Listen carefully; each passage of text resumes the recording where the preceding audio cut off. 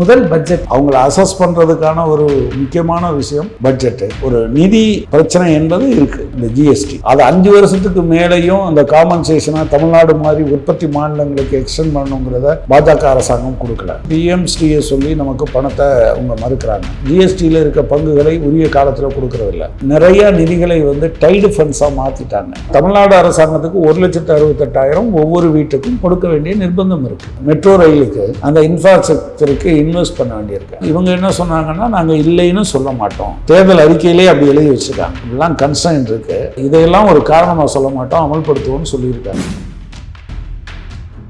வேளாண் துறை பட்ஜெட் அது பார்த்தீங்களா? திருப்பதியில் வச்சு சாமி கும்பிட்டு எடுத்துட்டு வந்தது வச்சு செய்கிறாங்க.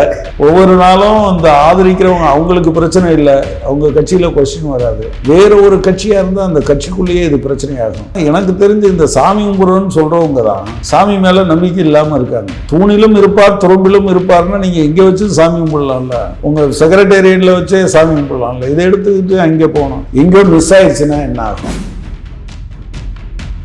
அமைச்சர் பிரபு ஒரு ஸ்கூலில் போய் டிவிக்கேன்னு பிள்ளைங்க சத்தம் போடுது, இவர் மைக்கை ஓரளமாக காட்டிட்டு இருக்காரு. Very bad. சரியே கிடையாது. முதலமைச்சர் தலையிடணும். அமைச்சர் கீர்த்தனா பண்ணது உண்மையிலேயே தண்டனைக்குரிய குற்றம். ஸ்டூடெண்ட்டுக்கிட்ட டீச்சர் கூட ரீல்ஸ் எடுத்து போட முடியாது. ஆனால் இவங்க போனது மட்டும் இல்லாமல் அந்த பொண்ணு உங்க அப்பா கூலின்னு சொல்லையில் அது எப்படி அது இங்கிலீஷ் புரிஞ்சுக்க தெரியலைங்கிற போது அந்த மனசு என்ன பாடுபட்டிருக்கு. எந்த வகையிலும் ஏற்கத்தக்கதல்ல. சீரழிவின் துவக்கமாக இது தெரிகிறது. இதை உடனடியாக அந்த அரசாங்கம் நிறுத்தணும். இதே மாதிரி எல்லா கட்சியும் போறாங்கன்னு வச்சுக்கோங்க, என்ன நடக்கும்?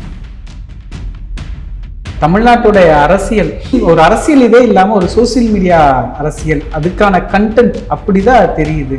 உங்களுக்கு செல்வாக்கு நிறையா இருக்கு. இப்போ நீங்கள் செய்கிறத யாருமே கூட கண்டுக்காம இருக்கலாம். ஆனால் இதனால் பாதிக்கப்படுகிற நபர்கள் இருக்காங்கல்ல, அவங்கெல்லாம் ஏதாவது ஒரு சமயத்தில் இதன் மீது கோபத்தோட வரத்தானே செய்வாங்க. அடிச்சு பார்த்துடலாம், அடிச்சு நிப்பாட்டிடலாம்னு நினைச்சா அதெல்லாம் நடக்காது.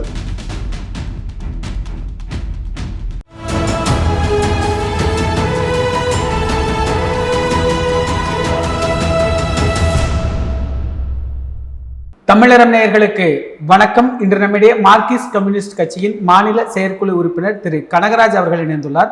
சார் வணக்கம். சார் வணக்கம்.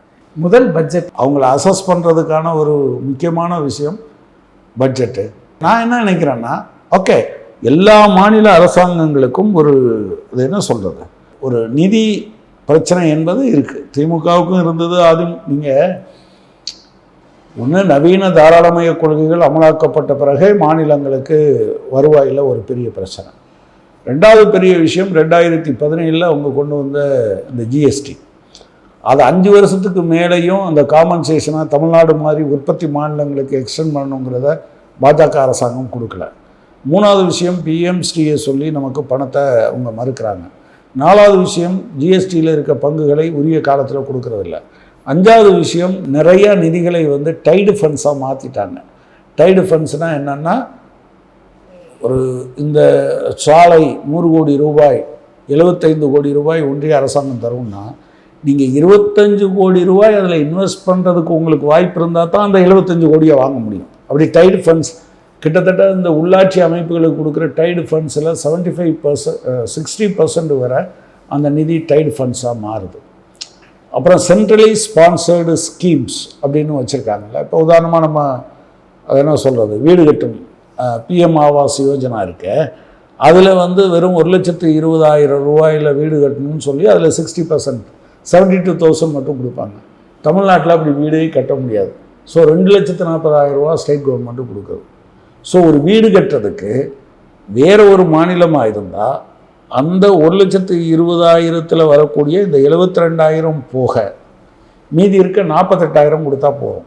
ஆனால் தமிழ்நாடு அரசாங்கத்துக்கு 1,68,000 ஒவ்வொரு வீட்டுக்கும் கொடுக்க வேண்டிய நிர்பந்தம் இருக்குது. அது ஒரு பெரிய பிரச்சனை. இன்னொரு பக்கம் நீங்கள் சென்ட்ரலி ஸ்பான்சர்ட் ஸ்கீம் அல்லது ஒரு ஜாயிண்டாக நடத்துகிற ஸ்கீம், இப்போ உதாரணமாக ஃபேஸ் 2 நீங்கள் மெட்ரோ ரயிலுக்கு 2021 அடிக்கல் நாட்டிட்டு எனக்கு என்னன்னா அவங்க போயிட்டாங்க. நீங்கள் வாங்கினதெல்லாம் போட முடியுமா? அப்போ நீங்கள் அதுக்கு என்ன பண்ண வேண்டியிருக்கு, அந்த இன்ஃப்ராஸ்ட்ரக்சருக்கு இன்வெஸ்ட் பண்ண வேண்டியிருக்கு. அப்போ உங்களுடைய இதர திட்டங்கள், இப்படி ஏராளமான பிரச்சனைகள் தமிழ்நாட்டுக்குள் இருக்குது, எல்லா மாநிலங்களுக்கும் இருக்குங்கிறது ஒரு உண்மை. ஆனால் நிச்சயமாக இவங்க என்ன சொன்னாங்கன்னா, நாங்கள் இல்லைன்னு சொல்ல மாட்டோம். தேர்தல் அறிக்கையிலே அப்படி எழுதி வச்சுருக்காங்க. இப்படிலாம் கன்சர்ன் இருக்குது. ஆனால் நாங்கள் இதையெல்லாம் ஒரு காரணமாக சொல்ல மாட்டோம், அமல்படுத்துவோம்னு சொல்லியிருக்காங்க. I think they will find some solutions. வேளாண் துறை பட்ஜெட் அது பார்த்தீங்களா? திருப்பதியில் வச்சு சாமி கும்பிட்டு எடுத்துகிட்டு வந்தது வச்சு செய்கிறாங்க. ஒவ்வொரு நாளும் அந்த ஆதரிக்கிறவங்க அவங்களுக்கு பிரச்சனை இல்லை, அவங்க கட்சியில் கொஸ்டின் வராது. வேறு ஒரு கட்சியாக இருந்தால் அந்த கட்சிக்குள்ளேயே இது பிரச்சனையாகும். பிரச்சனையே கிடையாது. இங்கேருந்து எடுத்துகிட்டு போய் வேறு ஒரு மாநிலத்தில் வச்சு ஒரு சாமிக்கு. ஆனால் எனக்கு தெரிஞ்சு இந்த சாமி கும்பிட்றோன்னு சொல்கிறவங்க தான் சாமி மேலே நம்பிக்கை இல்லாமல் இருக்காங்க. தூணிலும் இருப்பார் துரும்பிலும் இருப்பார்னா நீங்கள் எங்கே வச்சு சாமி கும்பிடலாம்ல, உங்கள் செக்ரட்டேரியட்டில் வச்சே சாமி கும்பிடலாம்ல. இதை எடுத்துக்கிட்டு அங்கே போகணும். அது ஒரு ஒரு ஒரு விளம்பரத்துக்காக பண்ணுறாங்க. பட் அவங்க செய்து கொண்ட எடுத்துக்கொண்ட சத்திய பிரமாணம் இருக்கு இல்லையா, பதவி பிரமாணம், ரகசிய காப்பு பிரமாணம், உண்மையில் இதை யாராவது வெளியே சொன்னாங்கன்னா என்னதுக்காகும்? எங்கேயோ மிஸ் ஆயிடுச்சுன்னா என்ன ஆகும்? எதை பற்றிய கவலை இல்லை. அதனால தான் நான் சொல்கிறேன், கொஞ்சம் அவங்க இந்த தடவை பண்ணுறதெல்லாம் இது கொஞ்சம் எக்ஸஸ். அதாவது அவங்க இதுகாரும் கவனித்து வந்திருந்தார்கள் என்றாலே அவங்களுக்கு இது தெரிஞ்சிருக்கும். ஸ்கூல் சம்மந்தமாக எப்படி ஹேண்டில் பண்ணுறதுங்கிறத தமிழ்நாட்டினுடைய வரலாற்றை பார்த்துக்கிட்டே வந்திருந்தாங்கன்னா அவங்களுக்கு தெரிஞ்சிருக்கும். அதெல்லாம் இல்லையோன்னு எனக்கு தோணுது. அவங்க வேறு ஒரு உலகத்துலேருந்து இங்கே புதுசாக இங்கே வந்துட்டாங்க. ஸ்கூலில் திரும்பவும் டிவிகேன்னு கத்த வைக்கிறது, இந்த மாதிரியான ஒரு அரசியல் தான் போய்கிட்டு இருக்கு அப்படின்னு ஒரு பெரிய விவாதமே எழுது. அமைச்சர் பிரபு ஒரு ஸ்கூலில் போய் டிவிகேன்னு பிள்ளைங்க சத்தம் போடுது, இவர் மைக்கை ஓரிடமாக காட்டிகிட்டு இருக்காரு. Very bad. சரியே கிடையாது. முதலமைச்சர் தலையிடணும். ஒருவேளை இது இப்போ ஒரு 7-8 விஷயம் வந்துருச்சுன்னு நினைக்கிறேன். இந்த பள்ளி வளாகத்திற்குள் போய் கட்சியாக இவர்கள் நிற்பது. இங்கே காஞ்சிபுரத்துலேயே என்னவோ ஒருத்தர் கொண்டு போய் அந்த ஃபோட்டோ மாட்டை போய் ரீல் எடுத்து அவங்க பார்ட்டி ஃபங்க்ஷன்ஸ்லாம் போகிறது. திருப்புவனத்துக்குள்ளே ஸ்கூலுக்குள்ளேயே தாவேக்கா கொடி கட்டினது. மேலூரில் அமைச்சர் விஸ்வநாதன் அந்த பாட்டுக்கு டான்ஸ் ஆடினாங்கிறது. அப்புறம் அவினாசியில் மருத்துவ மாணவர்கள் பட்டமளிப்பு விழாவின் போது தாவேக்கா பாட்டு, அஃப்கோர்ஸ் இவங்க போடலை, ஒரு ஸ்டூடெண்ட்டு அவர் வாங்கும்போது அவர் விஜய் பாட்டு வரணும்னு நினச்சி அவர் வச்சுருக்காரு. நாளைக்கு ஒருத்தர் அதிமுகவையோ அல்லது ஒருத்தர் கம்யூனிஸ்டையோ இன்னொருத்தர் திமுகவையோ பாட்டு வச்சு கொண்டு வந்தால் நீங்கள் ஏற்றுப்பீங்களா அப்படிங்கிற விஷயம் இருக்குது. அமைச்சர் கீர்த்தனா பண்ணது உண்மையிலேயே தண்டனைக்குரிய குற்றம். ஸ்டூடெண்ட்டுக்கிட்ட டீச்சர் கூட என்ன செய்ய முடியாது, ரீல்ஸ் எடுத்து போட முடியாது. ஆனால் இவங்க போனது மட்டும் இல்லாமல் ஒரு பெண்ணை குறிவைத்து பேசுகிறது. அந்த பொண்ணு உங்கள் அப்பா கூலின்னு சொல்லையில் அது எப்படி வந்துடும்? இங்கிலீஷ் புரிஞ்சுக்க தெரிலைங்கிற போது அந்த மனசு என்ன பாடுபட்டிருக்கும்? பார்க்குறவங்கெல்லாம் அப்படி கேட்பாங்க தானே. இன்னும் இப்போ பார்த்தா இவர் ஒரு ஸ்கூலில் போய் டிவிகேன்னு கற்றுக்கிட்டு. Very bad. இவங்க ஆக்சுவலாக இவர் டாக்டர்னு நினைக்கிறேன். அமைச்சர் பிரபு ஒரு டாக்டர். எப்படி இந்த கல்வி வளாக சூழலை நீங்கள் டிஸ்டர்ப் பண்ணிங்கன்னா, நான் அதை வரிசையாக பார்த்துக்கிட்டே வரேன். ஸ்டூடெண்ட் போராட்டத்தை எப்படி பார்க்குறீங்க, எப்படி நீங்கள் கேம்பஸுக்குள்ளே போய் டீல் பண்ணுறீங்க. இந்த ஸ்கூலில் இது எந்த வகையிலும் ஏற்கத்தக்கதல்ல. அரசாங்கம் உண்மையிலேயே ஏற்கனவே அமைச்சர் ராஜ்மோகன் 2 தடவை சொல்லியிருந்தார், சுற்றறிக்கையே வெளியிட்டேன்னு சொல்கிறார். அப்போ நீங்கள் சுற்றறிக்கை விட்டதை நீங்கள் ஃபாலோ பண்ணலைன்னா வேறு யாராவது வயலேட் பண்ணலாமா? அமைச்சர்னா வயலேட் பண்ணலாமா? அந்த இது கட்சி நிகழ்ச்சியை திரைப்படமாக போட்டாங்க, டிவியில் ஒளிபரப்புனாங்க. It's very bad. இவங்க நான் என்ன நினைக்கிறேன், ரொம்ப பரிதாபமாக இருக்குது. தமிழ்நாட்டினுடைய கல்வி சூழலை நிரந்தரமாக சீர்குலைத்து விடுமோ என்கிற அச்சம் எனக்கு இருக்கிறது. அன்இன்டென்ஷனல் அவங்கள பொறுத்தளவில். நீங்கள் விளைவுகளில் இருந்து தானே செயலை நீங்கள் ஜட்ஜு பண்ணணும். இதே மாதிரி எல்லா கட்சியும் போகிறாங்கன்னு வச்சுக்கோங்க, என்ன நடக்கும்? டீஜெனரேஷன். அது டீஜெனரேஷனுடைய ஆரம்பம். அதை அனுமதிக்கக்கூடாதுன்னு நான் சொல்கிறேன். இனி தொடர்ந்து அனுமதித்தால் தமிழ்நாட்டில் பேரண்ட்டு, டீச்சர்ஸு, பொதுமக்கள் இதை போய் ஸ்டாப் பண்ணணும். வேற அவங்க நிப்பாட்டவே மாட்டேன்றாங்க. கல்வி அமைச்சர் சொன்ன பிறகும் அவங்க நிப்பாட்ட மாட்டேன்றாங்கன்னா என்ன பண்ணுறது? எந்த ஊரில் அமைச்சர் போனாலும் இப்படி பண்ணுவாங்க அப்படின்னு சொன்னால் பொதுமக்கள் தலையிட்டு அதை நிப்பாட்டணும். அதை தவிர வேறு வழி இல்லை. This is total degeneration. I cannot accept it. ஹக்கன் இது இது இது இது நீங்கள் யோசிச்சே பார்க்க முடியலங்க.